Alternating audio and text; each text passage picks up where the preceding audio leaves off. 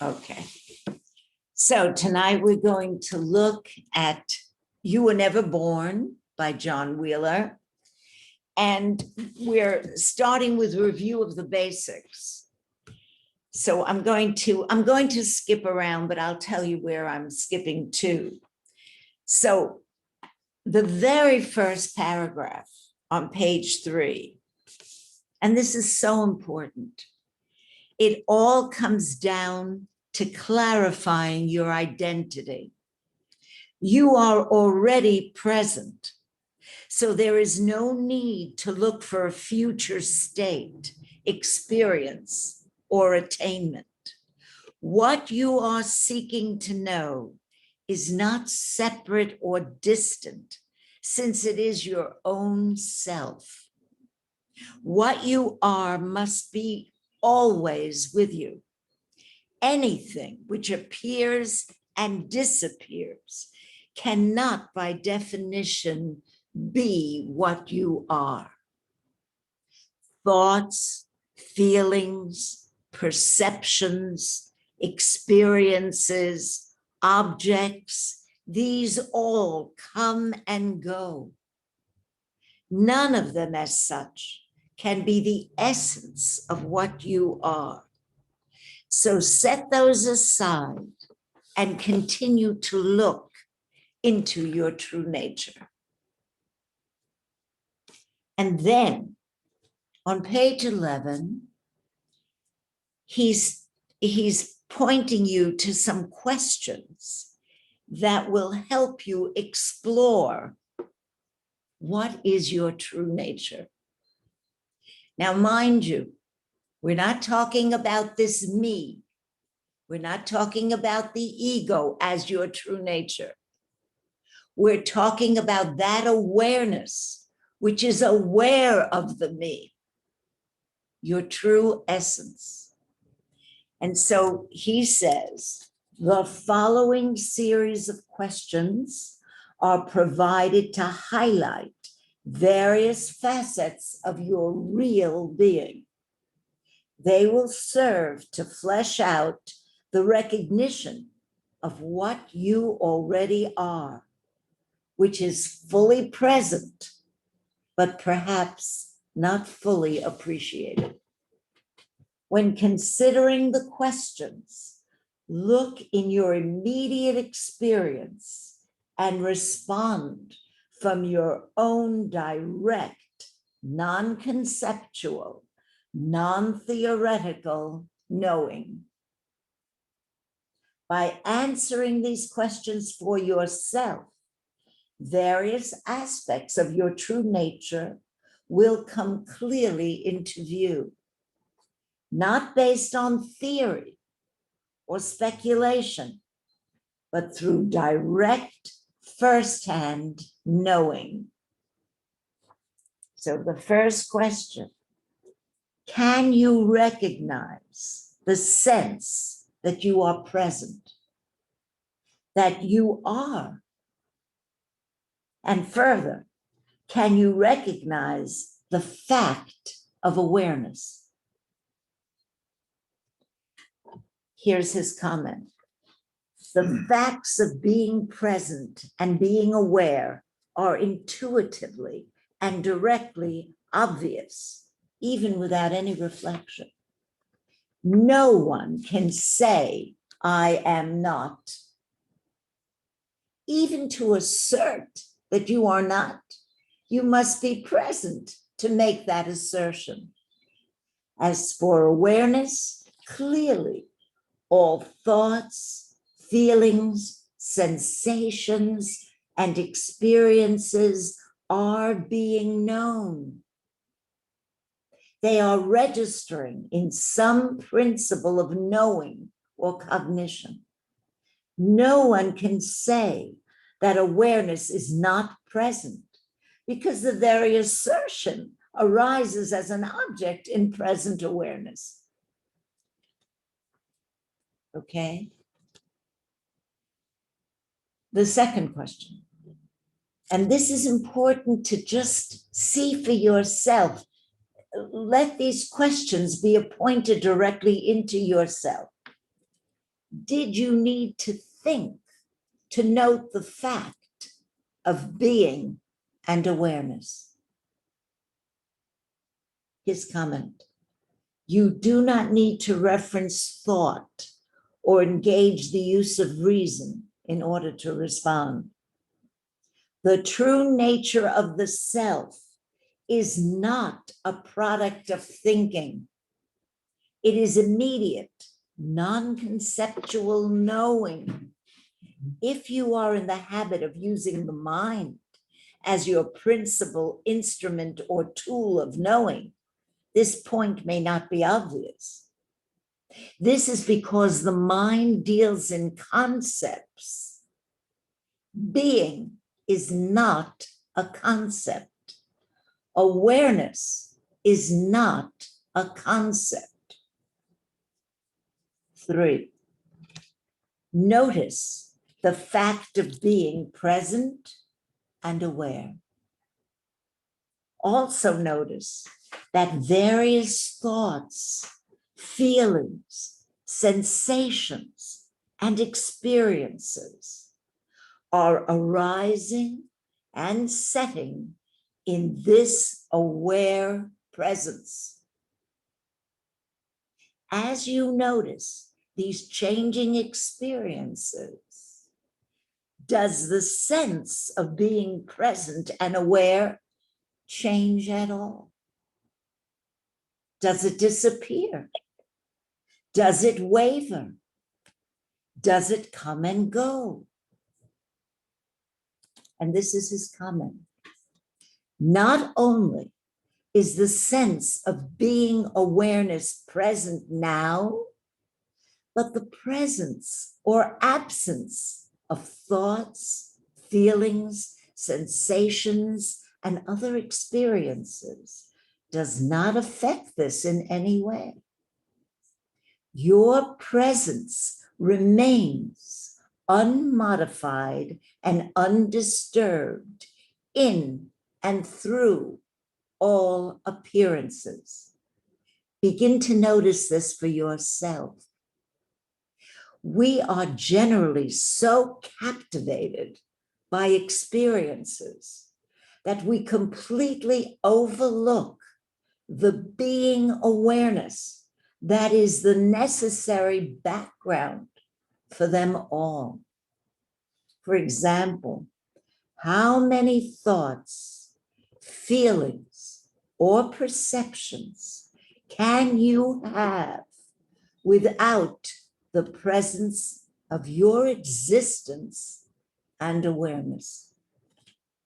Number 4, do you have to wait for the future to recognize this being and awareness? Being and awareness do not happen in the future. They are present facts. Your true nature is not something that will arrive as a future event or experience. Being awareness, which we have already determined to be our essential nature, is already here.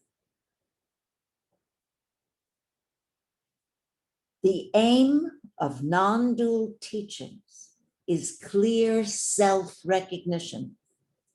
Our true nature or essential self does not reside in the future. Number 5, do you need to take up a practice, a technique, or an exercise to recognize being awareness? In order to recognize present being awareness, is any technique, process, or exercise necessary? The answer must be negative. You do not need to do anything to be present. You do not have to do anything to generate awareness. In fact, it's quite the reverse. In order to do or undertake anything, the sense of existence, awareness, must be already present as a prerequisite. Number 6, do you need to read a spiritual book to recognize being awareness? The only real value of books or any other pointers can have is to point out the need for knowing that principle of being awareness that is present within us. No objective looking or searching is needed for the clear and simple knowing of our true nature. 7, does someone come and give this being awareness to you, or is it already there? The fact of being awareness is already available. Nothing needs to be brought in from the outside. 8, do you need to have a special awakening or enlightenment experience to see this? To see your present being and awareness? Do you have to have any awakening or enlightenment experience to know the fact of being awareness? While waiting for some hope for enlightenment or awakening, we are missing the fact that what is being pointed to is already completely present. Number 9, do you need to make an effort to be present and aware? Well, obviously, no. 10, can you do anything to stop being present and aware? Not only are being and awareness effortlessly and naturally present, but there is nothing you can do to stop them, to eradicate them, or cancel them. You cannot turn them off, even if you want to. No amount of activity on your part can make being awareness disappear. So not only is our true nature of being awareness already present, but there is nothing we can do to lose it. Number 11, is your sense of being, this aware presence, something you can grasp hold of as an object? Is your sense of being awareness something that you perceive out there as something objective, apart from yourself?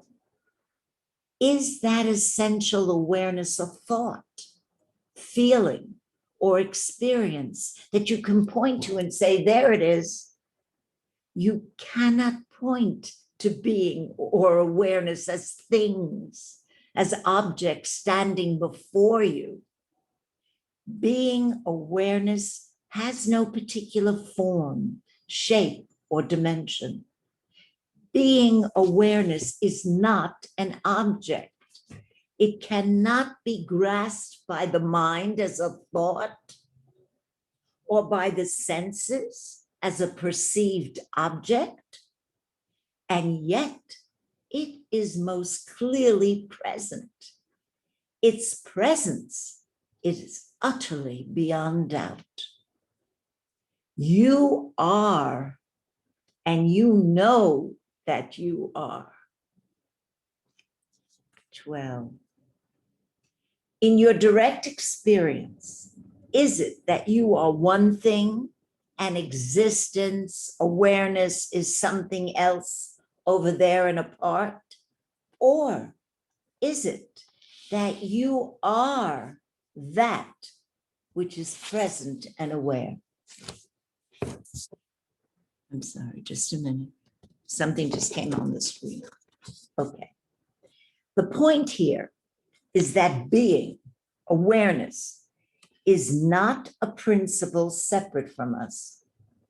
It is not that we are here and being awareness is somewhere over there. Rather, we are that. We are that which is present and aware. Being, awareness, is non-separate from who we are. It is what we are. This means that what we are and the principle of being awareness are not two different things.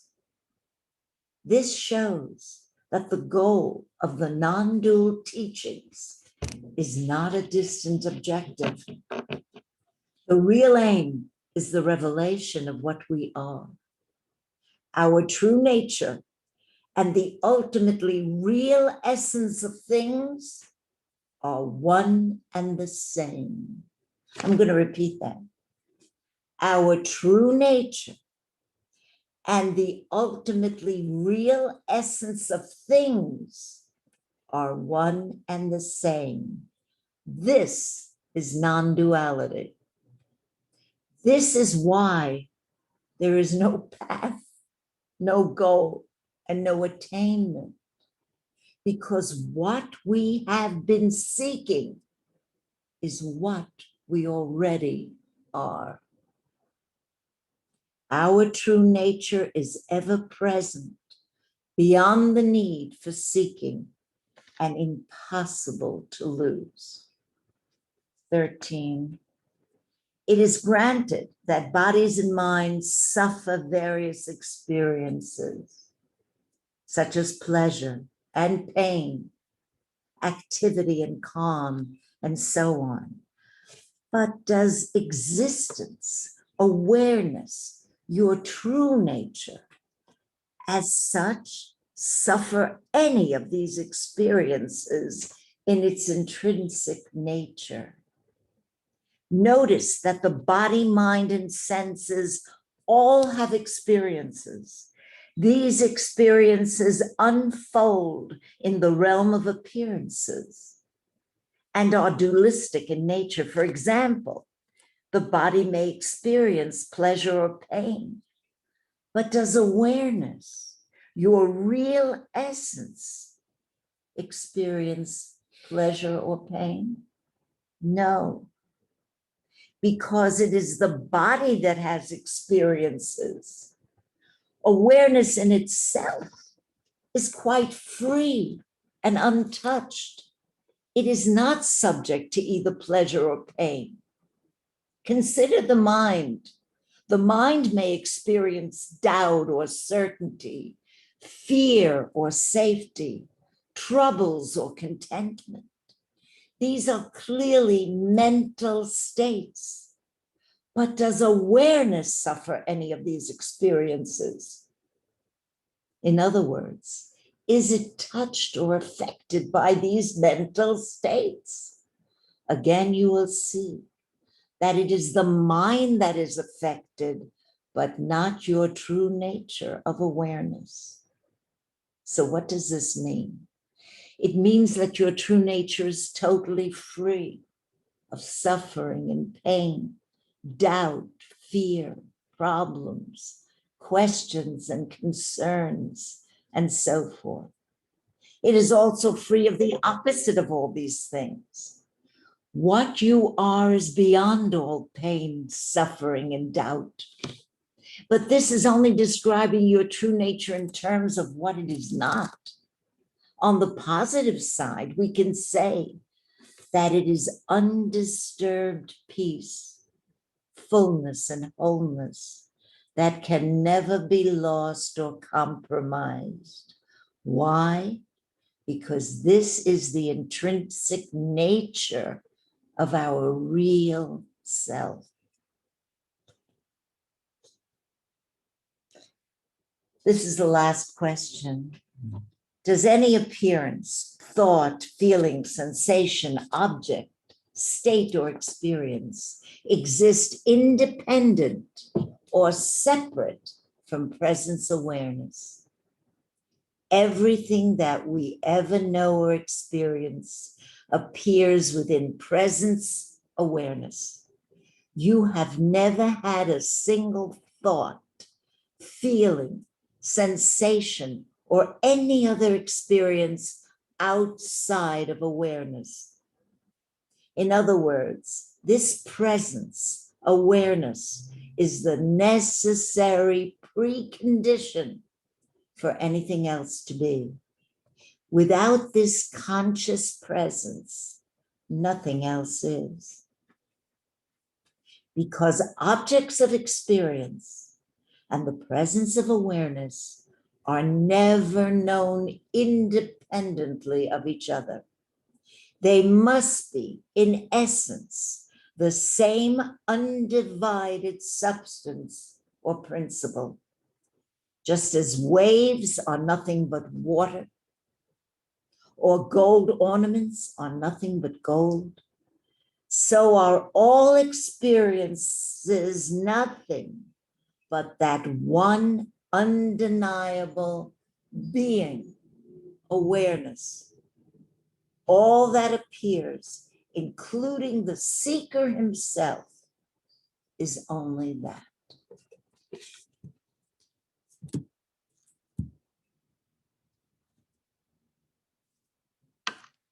Well, that was wonderfully edited, wonderfully read, and just wonderfully encapsulated by Wheeler.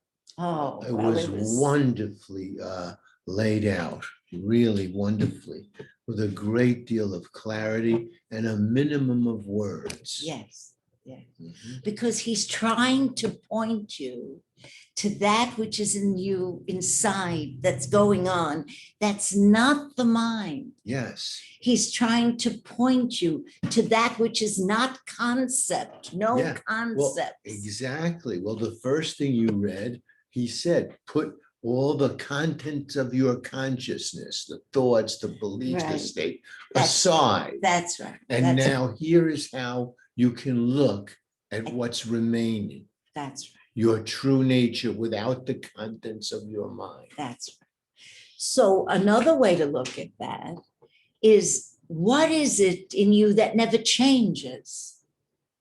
Everything goes, everything changes, right? Mhm. The body changes, thoughts change, feelings change, sensations change, opinions change, beliefs change, everything changes. But what never changes is the awareness of that which changes. And that's what he's pointing to as your true self, your true nature, which is nothing to do with thought, right? The me, the essence of the me is a thought. And thoughts change. So the me is not a permanent entity.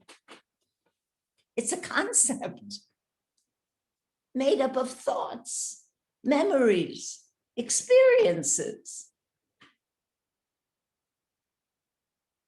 Now, that doesn't mean that as we've identified ourselves as this me, that we don't suffer. We certainly do. Some suffering is self-imposed. Other suffering is very real. The loss of a loved one and is very real suffering. It's perhaps the greatest, because even physical pain is more endurable than that emotional pain of loss. But he's not now pointing to this me. He's pointing to beyond the mind. The me is the mind. It's a mental state. To your true nature. That's where he's pointing us to, without any concepts. That's why he's saying it's got to be your direct experience. Otherwise, it's just a theory and a concept like any other. You are, and you know that you are. That's what he keeps saying. That's existence, that's being, that's awareness. You are existence. You know that you are awareness. And it's naturally present. It doesn't take an effort of any kind. Right. No. No. It's naturally present And it's always there. and always there. Registering. Mhm.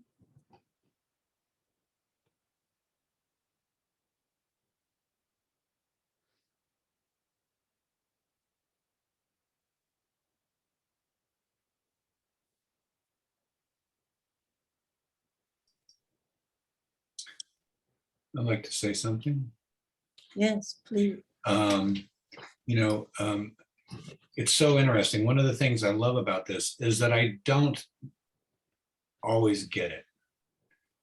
And it's the language, and it doesn't matter who's writing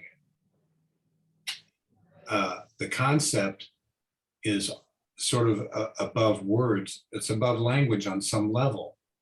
So even trying to describe it with words, this idea that it's not a struggle. It's not a struggle. It's just, you know, as you're reading it, and I loved how you read it. It's this sort of an opening so that it hits me in a place. I mean, I believe this is very logical. I believe it's totally logical, the whole idea of this. And it does make me question what I think of as me. Yes. And you know, and I do watch myself go through these things, and you know the background of my last week or so, and I'm not really sure where to put this suffering, you know, and it's hit my wife differently than she had a different relationship with this dog that we had. She loved it in her own way. She came around because he had his great points, but in terms of the suffering and how this relates to me being aware and me having the idea of witnessing, I'm not sure. You're not how it all fits together. Probably, yeah. I mean, I'm having a hard time describing it because I'm having a hard time.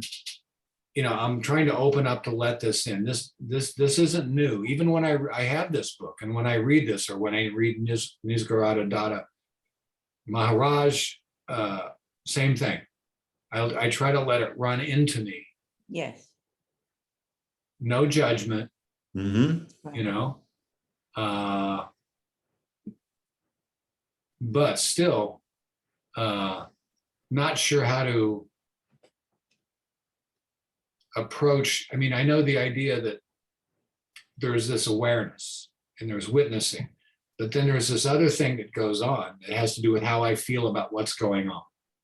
Mhm. And I oftentimes, I think we all do this, we all probably go in and out of over-identifying with the circumstances and thinking that's us. Right. But still, you know, a little struggling with the pain of this. Mhm. Yes. Yes. Yeah.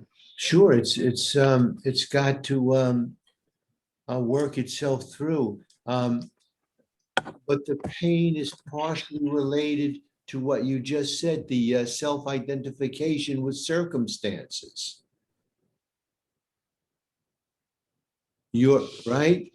You're from a self-identified point of view. The loss is much more intense. Mhm. If I, and it sounds simple to say, but if one stepped back a few levels and was not as intensely connected to the experience, it might begin to lessen its intensity and the pain associated. And that would mean seeing the feelings, the thoughts, the memories rise up as they do, and having some distance as a result of that, witnessing them arise, rather than being swept away with them. I'm wondering if initially, maybe it's a two-step process in a way. If initially the most important thing is staying with the pain, if you can stay with the pain, but without the thoughts moving, Mhm. then let that pain, because that's the what is. The pain is the what is. So stay with the what is. And let it even get stronger if it needs to get stronger. But eventually it has to subside. And that's when the witnessing of it arising up and down can then happen much more easily. Because when the heart is broken, it's really difficult Mhm. then to stay in your true nature, because the pain just sweeps you in. However, it has to subside. If you let it be what it needs to be, it has to subside. And it's the awareness of it getting stronger and weaker and stronger and weaker, that then allows for the constant witnessing from your true nature, not from this me.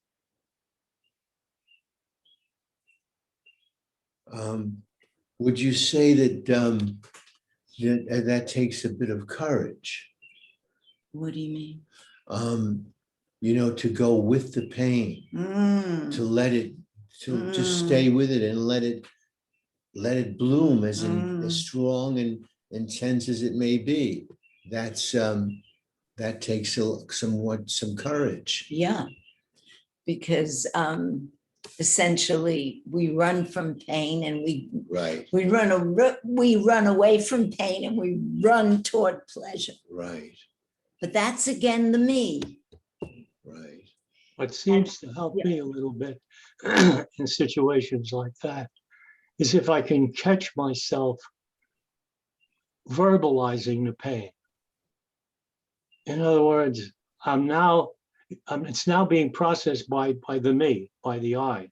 And that's when it gets out of hand for me. Right. When I'm able to, and if I'm able to just shut it down and say, I'm not talking, or I just try not to verbalize it and just be with that pain, like you say. At some point, it doesn't feel as bad because I'm taking the drama out of the pain. Right. I'm elaborating and I'm embellishing it with words. Mhm. And in those instances where I can do that, it seems to help, not only with psychological pain, but also with physical pain, which I'm experiencing a great deal of now. I've got some problems and, I'm doing everything I can and that's all you can do. So go read a book. It sounds simple, but it's very, very difficult to do because we've been brought up to think in terms of the I. We've spent all our lives developing this concept of me, and it's only in a very relatively short time span that we're learning about present awareness. We're learning about the difference between a present awareness and what I think I am. That's a very difficult thing. I understand it intellectually, but I'm wondering how it's at times I say it, I go through all the emotions, but it's really hard to internalize. Okay, hold on a second. So Ugo, it seems to me that you were making a connection and an elaboration upon what we were discussing, where Evelyn was saying that probably an essential first step prior to witnessing, and as a, almost like as a precondition to be able to witness fully, is sitting with and staying with the pain, whatever it is, physical or emotional, staying with that pain. And yes, one of the ways that you stay with it is not chattering to yourself about it, which is what you were pointing out, because the chattering intensifies the feeling, and it's not really staying with it. It's being busy with it with thought. And what Wheeler is suggesting is that a staying with it without that verbal involvement, without the chattering, just letting the pain shine in awareness and let it get as bright as it might. Because at that point, like everything, it will reach a zenith and start diminishing. And that seems to be, it's like having to go through the baptism of fire, so to speak. And then once you're on the other side of it, and it didn't terrify you, it didn't destroy you, it didn't annihilate you, you didn't die from it, then there's a greater capacity to observe it when it arises. And the other thing too is when the brain is chattering away and talking about it, it's in a state of confusion. It really can't address the pain itself. Right. You know, if you can stop the chatter a little bit, maybe you can do something constructive. You know, perhaps take a pill or something, or go visit a doctor, or call somebody and talk to them about it. Right. But when the brain is going, when it's in story mode, forget about it. For me, forget about it. You know, Well, yeah. that takes effort to stop that. Well, I thought it was so wonderful how Wheeler tried to acquaint us with our true nature. Yes. How he tried to help you look at yourself. Yes. That was wonderfully done. Yes, that's what these Wonderfully done. questions were. Right. That was the purpose of it. He's saying, I'll help you look. I'll help you look, exactly. I'll help you examine. I'll help you investigate. I'll help you rediscover your true self, your true nature, Right. which we look past. Right. Right.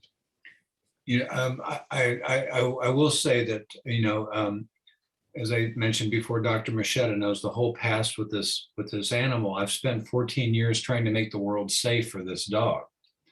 And there's lots of stories, some great, some not good. And the way he died while we were away, that's another part of the story. That's one of the worst parts of the story. It was not totally unexpected, but, you know, he's been such an integral part of our lives in terms of everything we do was predicated on triangulating through this creature. Or can we go to this place? Well, we can go, but we have to be back within 3 hours. What if we want to go to Spain? Well, we got to get somebody to stay in the house for a week. What if we want everything? Yes. This creature, right? So there's a lot of story. Sure. So, I find it very helpful that you're saying story's fine, but don't just keep going over the story. Yes. Because you're really kind of skirting the issue of the pain that you feel. And I have noticed that when I've been busy, I mean, you know, this dog died on Sunday, and basically I had to go collect his body from the vet, and I was given the choice of having the crematorium pick him up or take him myself. And I decided to have him in my car. We looked at him, I petted him, he was already dead. We'd just gotten back from Texas, and on the way to this place called Regency Forest, you know, they said something that sort of ticked me off. They said, if you can get him here by 1, it's same day ashes. And I just thought, that's the craziest thing I've ever heard. I did a U-turn. I went back to Sag Harbor. I bought a pickaxe at the hardware store and texted my wife and said, will you help me dig a grave for this dog? So we had a ceremony. We dug a grave. We had put incense around the grave. We wrapped him in a sheet. We said some prayers and we had a ceremony. And it was Yes. actually an amazing thing, you know. But again, the story is my heart's broken. Maybe it'll mend, you know. I mean, the thing about that I like about the non-dualism thing is that I don't totally get it. It's something I feel I need. Mm. Right. Yeah. Mhm.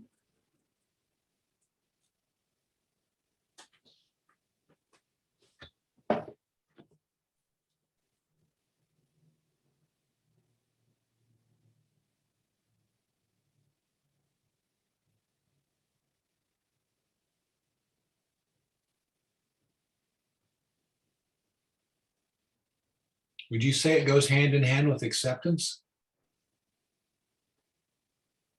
Well, the acceptance of the what is. If this is the what is. So to accept the what is.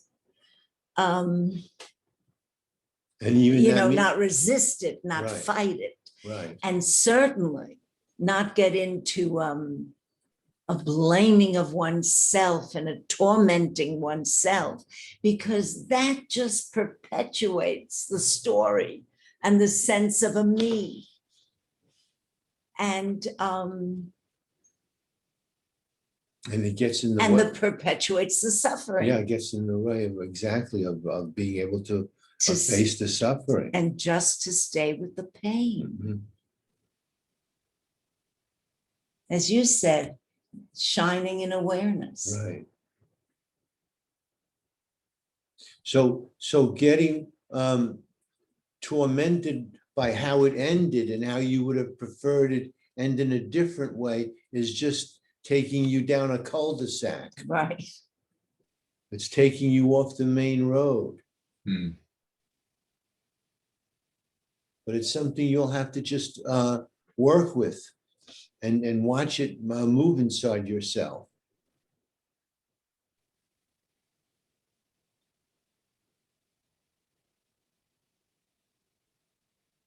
I've been having similar experiences with a good friend of mine whose wife passed about 5-6 months ago. And he periodically drops by and we talk about it. And he's amazing how he's come along with it, because I think we've been able to discuss how it's so difficult to realize that we don't have control of events. He didn't control his wife's cancer. It came. Right. And, we spent a lot of time talking about everything that he did for her. And so there still remains a lot of guilt about it, but I think he's beginning to see that that guilt is a product of his mind, Right. and that it has something to do with the fact that he thinks he could have changed something. Well, if all the doctors in a hospital, and she got very good medical attention, couldn't help, how could he? Mhm. He's beginning to see it, and he's beginning to use the word acceptance, and the way it is rather than the way I want it to be. That's the point. And and we go around every day. Every time he comes over here, he sees her in the house, and he sees her in the backyard, in the garden when he's gardening, and so on and so forth. And I was trying to maybe suggest to him that maybe instead of using the mind to be sorrowful about it, maybe turn it into a celebration. That, wow, yep, you're never going to leave me. You're in my memory. You're there. And, maybe make it a pleasant experience that she's alongside of you digging in the garden. And I think that it might have clicked a little bit, but it is rough. It is rough because, when you're very close to someone, they had a wonderful marriage for some 36 years. And she fell ill and expired in about a 5-month period. So Mhm. Right. there wasn't much, which maybe is a blessing in disguise, Mm, but mm, still very difficult, Yeah. especially when you don't have the help of this stuff, this non-duality stuff. That you can get, you can somehow see that to the extent that you can realize that it's an operation up here that's happening. Maybe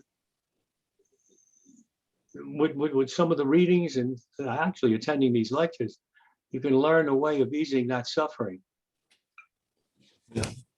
Um, I can't find it right now, but I'm reading David Kars, which we've had some readings from recently, Perfect Brilliant Stillness. And the session that I just concluded, or where I'm at, he mentions that suffering is one of the most vivid experiences that can point you to your true nature, mm, Mm. mm. because it stops you, and it's an opportunity.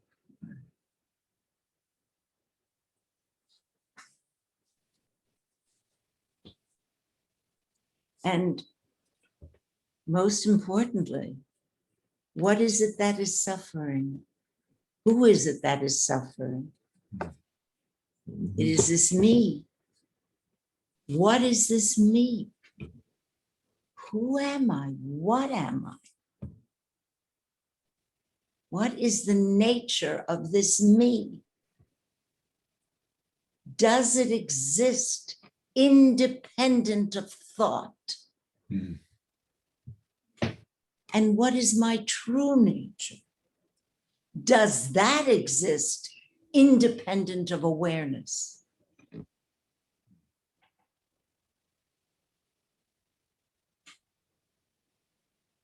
Well, but what you're saying, though, is that true existence doesn't exist independent of awareness.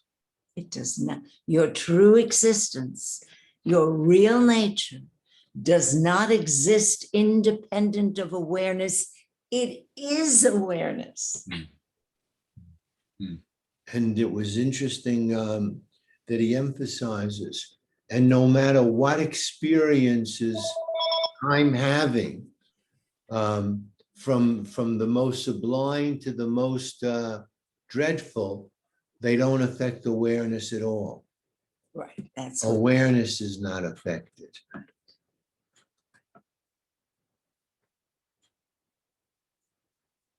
so the me, which is the cause of suffering, this me is not an entity independent of thought.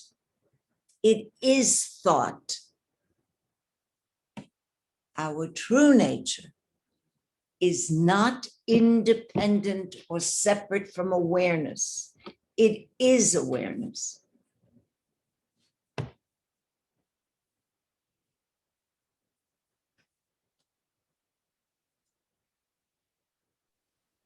Can I ask a question?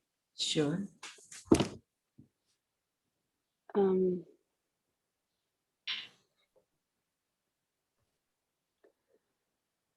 I'm sorry, I'm new to this, but it reminds me of other practices and things I've had. So there's the awareness and the presence that is never not here. It's what is. And then there's the appearances of thoughts and feelings and stories. Is that? Yes. But at the same time, in terms of what Kevin was saying,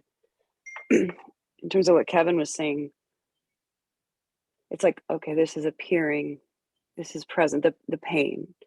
And then what the other gentleman was talking about, I like that idea of, as soon as I try to tell the story, I'm out of the Right. flow. Right. And it's sort of like, what's the motive in telling the story? It's sort of to try to control it or build an outline. But what confuses me is that it's like a fine line, like what's appearing in terms of pain or present that isn't presence itself, like the leaning into or letting it flow, but not totally identifying with it. But at the same time, I get trapped in a certain, anytime there's like a word of essence or true or real, then it all of a sudden does seem like a duality. Oh, that's the me over there feeling that, and that's not really me, so I have to bifurcate and sort of reorient with this. And Okay. but it's that thing of not totally identifying it as me, Hmm. but sort of holding both as sort of not both, but it's almost like they're all one, but it's not the over identification of melding the awareness into the feeling.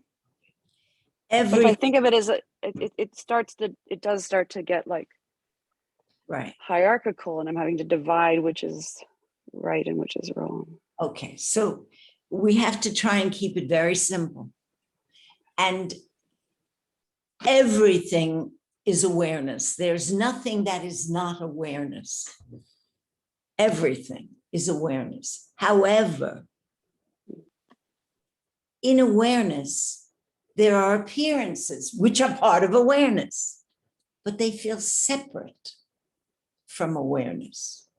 And we have identified our own selves, one of these appearances in awareness, as separate from awareness. And so in a way, we've given birth to a me that is separate from awareness. And this me is full of stories, full of fears, full of opinions, full of love, full of hate.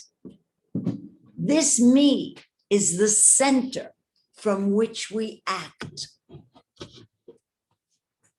But when we try to examine this me, and it's important to examine it, it's important to see how the me arises and when it arises. When we examine it, we see that what is this? It's a lot of thoughts. It's a lot of memories. It's an image. It's an image of what we think we are. I'm good, I'm bad, I'm worthy, I'm not worthy. It's an image of what we think we are. But what is it that is aware of all that? So it's still dividing the aware versus the what comes in, or that the aware, the first thing you said made more sense, that the awareness is that they're all the same. It's all the same. That's the point of non-duality. However, in non-duality, there are appearances. The fundamental essence is awareness. However, these appearances are also images that come and go, that come and go. We have identified who we are with those images.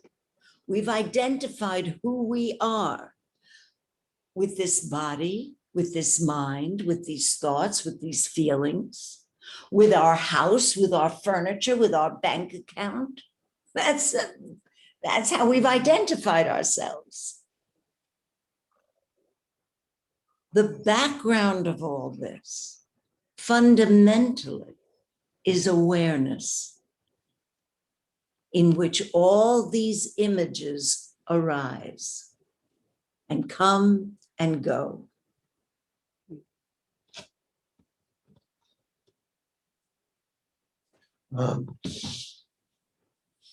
I guess, and so you could also think of it, sometimes I think of it, there's a movie playing in my mind.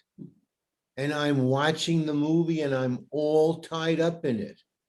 I star in it, I direct it, I produce it, and it's very entertaining. Sometimes it's thrilling, sometimes it's a bummer, but I'm all enthralled with the movie, rather than seeing that I'm the awareness that makes the movie possible.